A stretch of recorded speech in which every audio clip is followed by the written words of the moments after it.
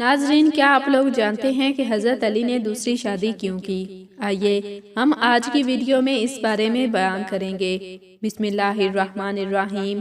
السلام علیکم محترم ناظرین۔ حزام بن خالد نے اپنے خاندان کے افراد کے ساتھ ایک سفر پر تھے۔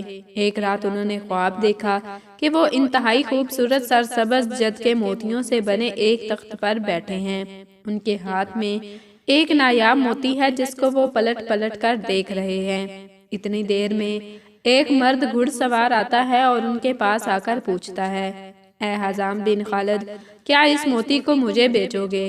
حزام بن خالد کہتے ہیں کہ مجھے اس موتی کی قیمت کا علم ہی نہیں، آپ بتاؤ اس موتی کو کتنے میں خریدو گے؟ گھڑ سوار کہتا ہے کہ میں بھی تمہاری طرح اس کی قیمت سے آشنا نہیں، اور مجھے یہ موتی ویسے بھی نایاب لگتا ہے، اس لیے اگر تم مجھے یہ موتی دے دو تو اس کے بدلے میں تمہیں ہمیشہ کی سرداری، مقام و منزلت، شرف و برکت کی ضمانت دیتا ہوں۔ حزام کہتے ہیں کہ میں نے خواب میں اس موتی کو اس گھڑ سوار کے حوالے کر دیا اور سرداری و شرف، مقام و منزلت کو قبول کر لیا۔ اتنی دیر میں میری آنکھ کھل گئی۔ حزام بن خالد نے یہ خواب اپنے قبیلہ بنی کلام کے معززین کو سنایا تو انہوں نے تعبیر بتائی کہ جلد ہی تمہاری بیٹی، جو کہ ہمارے قبیلہ بنو کلام کا نایاب موتی ہے، اس کے لیے انتہائی متبرک و عظیم شخصیت کا رشتہ آئے گا، جس کے باعث تمہیں شرف و عزت اور مقام و منزلت کی سرداری نصیب ہوگی۔ حزام بن خالد سفر سے واپس لوٹے تو اس سے اگلے ہی دن حضرت عقیل بن ابی طالب بنو کلام میں مہمان بن کر آئے۔ ناظرین گرامی، عرب میں یہ روایت تھی کہ جب بھی کسی بھی قبیلہ میں کوئی مہمان آتا تو 2 دن تک اس کی خوب مہمان نوازی اور خدمت کی جاتی، پھر تیسرے دن اس کی آمد کا سبب دریافت کیا جاتا۔ حضرت عقیل بن ابو طالب 2 دن مہمان نوازی کرنے کے بعد قبیلہ بنو کلاب کے سردار حزام بن خالد نے تیسرے دن ان کی آمد کا مقصد دریافت کیا تو فرمانے لگے کہ اپنے بھائی علی بن ابی طالب کا رشتہ آپ کی بیٹی فاطمہ کے لیے لے کر آیا ہوں۔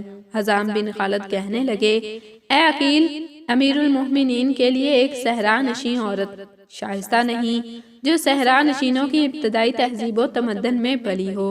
انہیں ایک بلند و مرتبہ تمدن والی عورت سے ازدواج کرنا چاہیے، اور ان 2 تمدنوں کے درمیان فرق ہے۔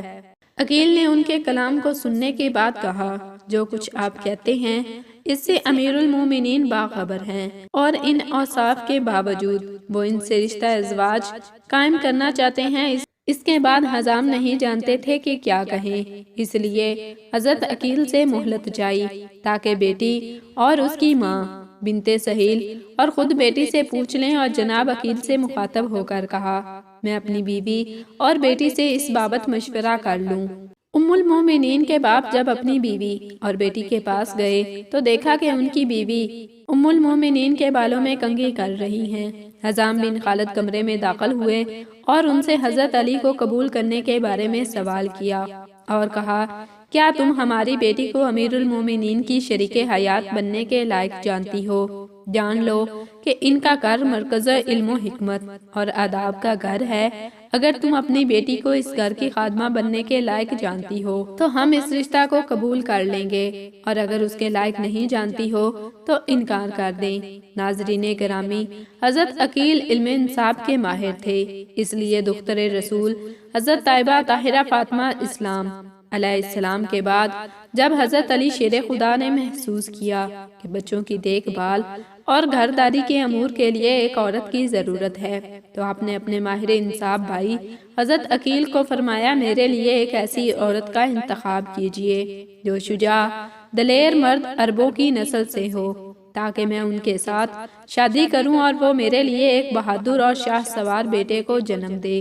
حضرت عقیل کے مطابق بنی کلاب قریش کے بعد عربوں کا سب سے مشہور قبیلہ تھا، جس کے مرد شجاعت کے لیے مشہور تھے، اس لیے حضرت عقیل نے بنی کلاب کے سردار حزام بن خالد کی بیٹی فاطمہ کا انتخاب کیا، جو شجاعت اور بہادری گھڑ سواری میں ماہر تھی۔ خیر، جب حضرت عقیل نے حزام سے رشتہ مانگا اور حزام نے اپنی بیوی سے پوچھا کہ کیا ہماری بیٹی حضرت علی علیہ السلام کے لائق ہے، تو ان کی بیوی کہنے لگی، اے حزام، خدا کی قسم، میں نے اپنی بیٹی فاطمہ کی تربیت بہتر انداز میں کی ہے اور یہ ہمارے قبیلے کی سب سے سعادت مند لڑکی ہے، بس آپ اسے علی بن ابی طالب کے نکاح میں دے دیجئے۔ سنت رسول کے مطابق نکاح پڑھایا گیا۔ بعض مورخین نے اس نکاح کی تاریخ 23 ہجری لکھی ہے۔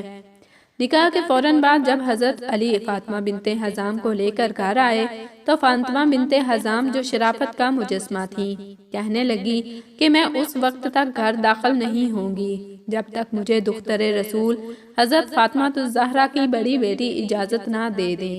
حضرت حسن اور حسین کو ماں کی یاد ستانے لگی تو ان کی آنکھیں آنسوؤں سے جھلک پڑیں۔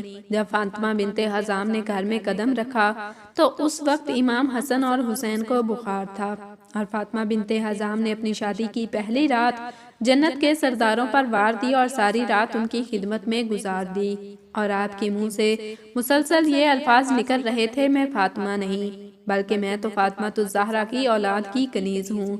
حضرت علی شیر خدا جب بھی فاطمہ بنت حزام کو آواز دیتے تو امام حسن اور حسین کی آنکھیں اپنی والدہ کو یاد کر کے بھیگ جاتی۔ اسی لیے فاطمہ بنت حزام کہنے لگی کہ آپ مجھے کنیز فاطمہ کہہ کر پکارا کریں تاکہ بچوں کو اپنی والدہ کی یاد نہ ستائے۔ اللہ پاک حضرت علی شیر خدا اور فاطمہ بنت حزام کے بطن سے 4 بہادر سپوت پیدا فرمائے جن کے نام حضرت عباس، حضرت عبداللہ، حضرت جعفر اور حضرت عثمان تھے۔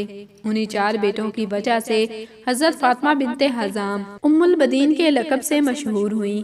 حضرت فاطمہ نے اپنے یہ 4 بیٹے حضرت امام حسن پر کربلا میں وار دیے اور تمام نے شہادت کا رتبہ پایا۔ آپ نے حضرت امام علی کی شہادت کے بعد جوان ہونے کے باوجود دوسری شادی نہ کی، 20 سال سے زیادہ کی طولانی مدت تک زندہ رہیں۔ آپ کی تاریخ وفات کے بارے میں اختلاف ہے، لیکن مشہور یہی ہے کہ ام البنین نے 13 جمادی الثانی 64 ہجری کو وفات پائی۔ ناظرین گرامی، امید ہے آپ کو ہماری آج کی ویڈیو پسند آئی ہوگی۔ اس طرح کی مزید ویڈیوز دیکھنے کے لیے ہمارے چینل کو سبسکرائب کر دیں اور بیل آئیکن کو لازمی پریس کریں تاکہ ہماری ویڈیو کا نوٹیفیکیشن آپ تک پہنچتا رہے۔ آپ سے گزارش ہے کہ کمنٹ سیکشن میں اللہ تعالیٰ کے 99 ناموں میں سے ایک نام ضرور ٹائپ کریں۔ جزاکم اللہ خیرا کثیرا۔